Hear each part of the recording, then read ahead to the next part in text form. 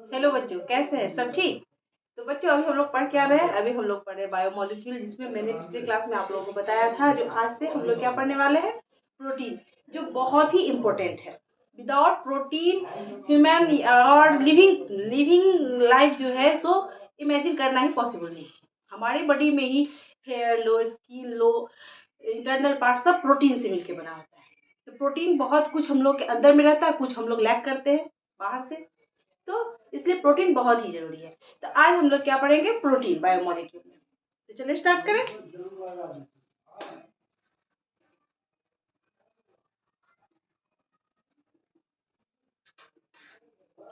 Protein ये क्या है, दो पॉइंट सबसे ज्यादा अच्छे मेन है। प्रोटीन क्या है, it is very essential for our life.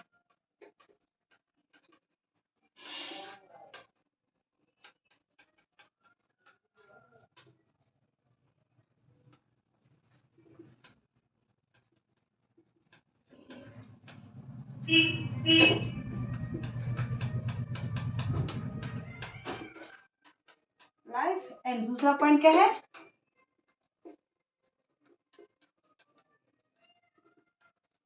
Protein is very important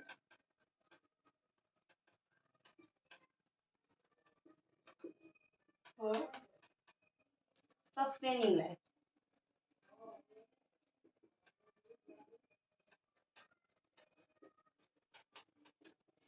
protein protein बहुत ही इंपॉर्टेंट है। तो प्रोटीन बना किससे है, प्रोटीन ग्रीक वर्ड जो है प्रोटियस से बना है। उसका मतलब ही होता है समथिंग वेरी इंपॉर्टेंट। क्या है, something very important, prime importance, Greek word.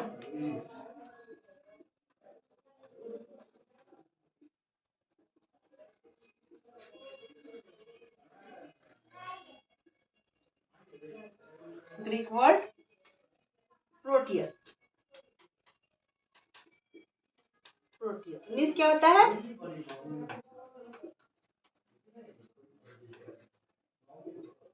Something prime importance.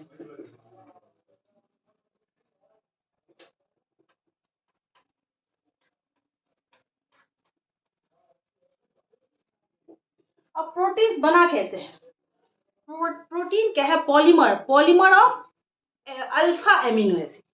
क्या है protein, protein is a polymer of alpha amino acid. तो ये अल्फा एमिनो एसिड में जो है सिर्फ अल्फा एमिनो एसिड का polymer, only alpha amino acid नहीं होता है, बीटा एंड गामा गामा भी होता है, ये दोनों भी एग्जिस्ट करते हैं। But protein contain only alpha amino acid. तो ये पॉइंट भी क्या करना है, नोट आउट करना है।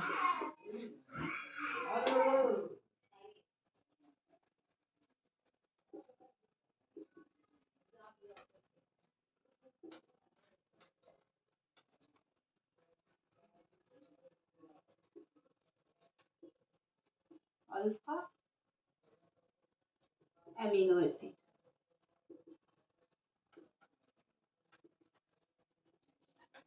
पॉलीमर्स नोट करने वाले पॉइंट है, polymers of beta and gamma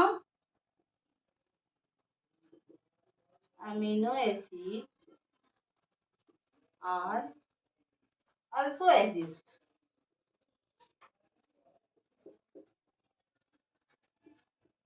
but protein contain only alpha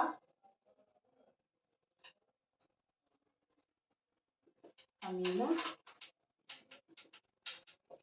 यहाँ तक बात समझ में आ गई बच्चों, चलिए आगे फिर करते हैं। अब चूंकि प्रोटीन क्या है, polymers of alpha amino acid, तो पहले हम लोग एमिनो एसिड के बारे में जान लें।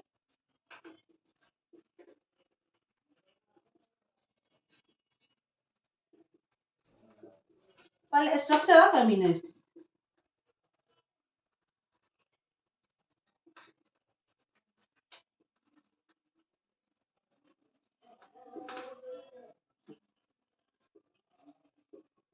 ये रहा R। R मीन्स कुछ भी हो सकता है, इस R पे ही डिपेंड करता है अमीनो एसिड का नेमिंग। R जैसे जैसे चेंज होता है अमीनो एसिड का नेमिंग चेंज होता जाता है, नेम चेंज होता जाता है। तो इसके आगे मैं वही पढ़ाने वाली हूँ। ये R हुआ, यहाँ हो गया क्या CH, यहाँ पे NH2 ग्रुप लगा हुआ है NCOOH। अब यहाँ इस ग्रुप में देखिए सबसे मेन फंक्शनल ग्रुप कौन सा है, यहाँ से नंबरिंग होगा, तो सबसे मेन फंक्शनल ग्रुप आपका हो गया COOH, पता है ना। तो मेन फंक्शनल ग्रुप के जस्ट बगल वाले कार्बन को क्या बोला जाता है, अल्फा कार्बन, और उसके बगल वाले कार्बन को बीटा कार्बन। तो चूंकि ये क्या है, ये कार्बन कौन सा कार्बन है, ये है अल्फा कार्बन, है ना, alpha carbon. And alpha carbon पे कौन सा ग्रुप लगा है, एमिनो ग्रुप, एमिनो ग्रुप लगा हुआ है, ठीक। इसीलिए इसे क्या कहा गया, अल्फा एमिनो एसिड। क्योंकि ये क्या है, एसिड है, इसीलिए इसे क्या बोला गया, अल्फा एमिनो एसिड। आगे बात समझ में बच्चों। अब देखिए चूंकि एक कार्बन है, यहां देखिए इसके चारों तरफ क्या है, सिंगल बॉन्ड से जुड़ा हुआ है, सब कुछ क्या है, सिंगल बॉन्ड से जुड़ा हुआ। ये रहा H COOH NH2 एंड ये हो गया R। अब एक कार्बन की चारों वैलेंसी किससे जुड़ी हुई है, सिंगल बॉन्ड। तो ये इसका एक हाइब्रिडाइजेशन कैसा हो गया, ये हो गया sp3 हाइब्रिडाइजेशन।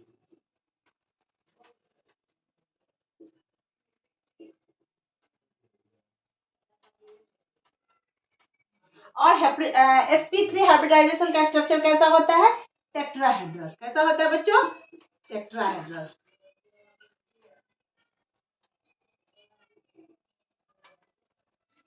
टेट्राहेड्रल इसका स्ट्रक्चर हो गया, हाइब्रिडाइजेशन हो गया। अब चूंकि ये मेन ग्रुप इस पे डिपेंड करता है, इसीलिए इसे बोला जाता है natural residue amino acid, natural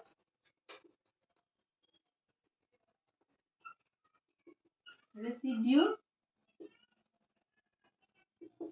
amino. आगे बात यहाँ तक समझ में। अब हम लोग क्या देखेंगे, अगर ये R का पोजीशन बदलता गया, R की जगह पर अगर H लगा तो क्या हो जाएगा, यहाँ R की जगह पर कुछ भी हो सकता है ना, R4 कार्बन चेन हो सकता है, R4 आइसोप्रोपाइल, आइसोब्यूटाइल या अमीनो ग्रुप ले सकते हैं, कुछ ले सकते हैं। तो उसके बेसिस पे इसका नेमिंग कैसे करते हैं, अब हम देखेंगे इसके आगे। इतना का स्क्रीनशॉट ले लीजिए, चलिए आगे बढ़ते हैं।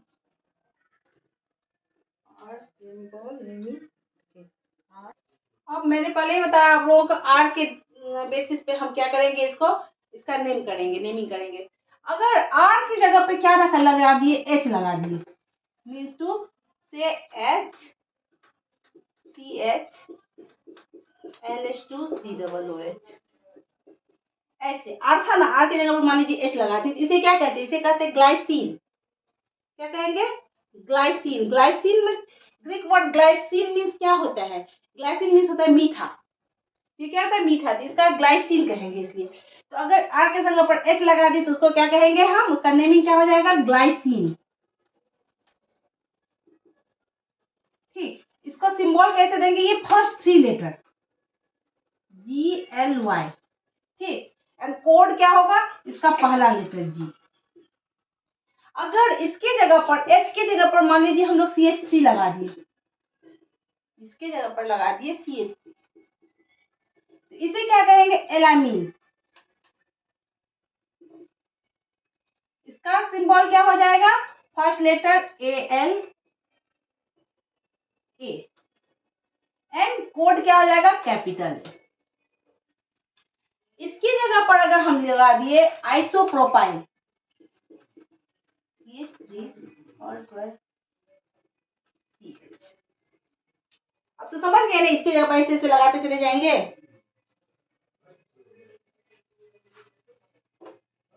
इसे कहेंगे वैलिन, क्या कहेंगे, वैलिन। फर्स्ट लेटर क्या हो, सिंबल क्या होगा, VAL and capital letter V। अगर इसकी जगह पे क्या लगा देंगे हम, आइसोप्रोपाइल है तो आइसोब्यूटाइल लगा दिए CH3 halt wise CH2 sorry CH2। तो क्या हो जाएगा बच्चों, इसको क्या कहेंगे, इसका नाम हो जाएगा आपका ल्यूसीन। क्या हो जाएगा, leucine. LUC and capital letter L. यहां तक हो गया, ले लिया इसके से। चलिए आगे बढ़ते हैं। अगर इसके जगह पे सेकेंडरी प्रोपाइल ब्यूटाइल ले लेंगे, क्या ले लेंगे, secondary butyl, CH3 halt wise CH2 ये ले लिए। तो इसका नेमिंग क्या हो जाएगा बच्चों, इसका नेमिंग हो जाएगा आपका आइसोल्यूसिन। क्या हो जाएगा, आइसोल्यूसिन, आइसोल्यूसिन। और इसका सिंबल आइसो एंड इसका कोड आई हो जाएगा। आगे बात समझ में। अब आगे बढ़ती हूँ मैं। अब अगर आर की जगह पे क्या ले लेंगे, आर की जगह पे अगर हम लोग लेंगे ये ग्रुप, सेम एमीन का ग्रुप ले लेंगे, H2N CH2 halt wise, H2N CH2 halt wise ले लेंगे या हॉल 4 लेंगे, 4 ले लेंगे। इसे बोलते हैं लाइसिन। लाइसिन, इसको क्या कहते हैं, LYC कैपिटल L। ऐसे ही आगे बढ़ता चला जाता है, आपके बुक में दिया हुआ है, ऐसे ही बहुत सारा दिया हुआ है। ऐसे दो दो जो जो मेन है मैं वो बता रही हूँ आप लोगों को, उसके आगे आप लोग खुद देख लीजिएगा, ठीक है। अगर इसकी जगह पे क्या ले लेंगे, CH2 हॉल्ट वाइज, ठीक, CH2 हॉल्ट वाइज। तो क्या कहेंगे, गुलाटोमिक एसिड।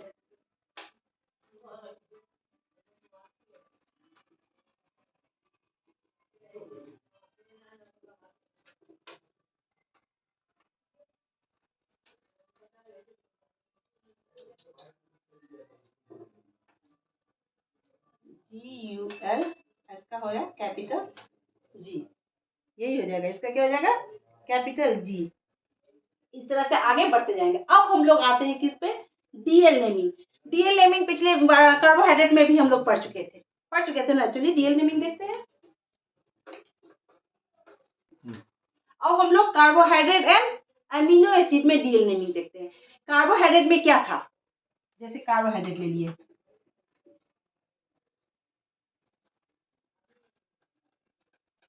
है ना, जैसे डी हो गया, क्या था, OH ऑन राइट साइड।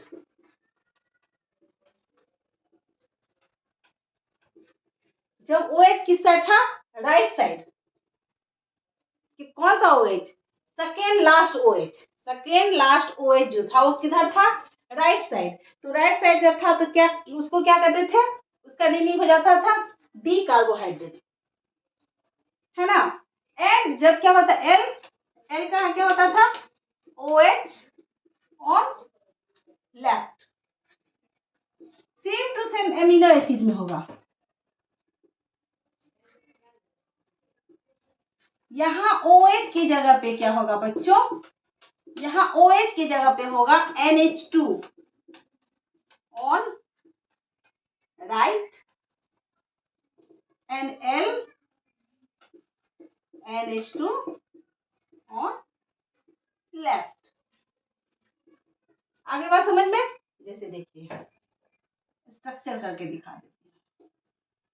आगे बात समझ में, यहाँ अगर COOH, यहाँ आ गया NH2, ये R ये H हो गया, या इधर R या इधर H, कहीं भी इधर ये दे देते हैं H, ये R।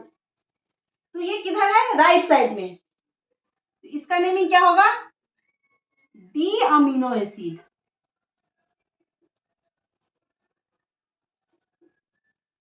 एंड अगर H इधर आ जाए, COOH इधर रहे एंड NH2 लेफ्ट साइड में हो जाए, इसको क्या बोलते हैं, L अमीनो। तो इस तरह से बच्चों आज हम लोगों ने क्या क्या देखा, आज हम लोगों ने प्रोटीन का नेमिंग कैसे हुआ ये देखें, आर के बदलने से प्रोटीन के नेमिंग में क्या डिफरेंस होता है ये देखें, प्रोटीन कैसे इंपॉर्टेंट है हम लोगों के लिए ये हम लोगों ने देखा, ठीक है। एंड डीएल नेमिंग देखा। नेक्स्ट क्लास में हम लोग क्या करेंगे, क्लासिफिकेशन ऑफ प्रोटीन देखेंगे, ठीक है। तो आई होप आप लोगों को अच्छे से समझ में आ गया होगा। जिन्होंने सब्सक्राइब नहीं किया है जल्दी से सब्सक्राइब कर लीजिए, जितना हो सके शेयर कीजिए और लाइक और कमेंट जरूर कीजिए। तब तक के लिए टेक केयर, बाय बाय।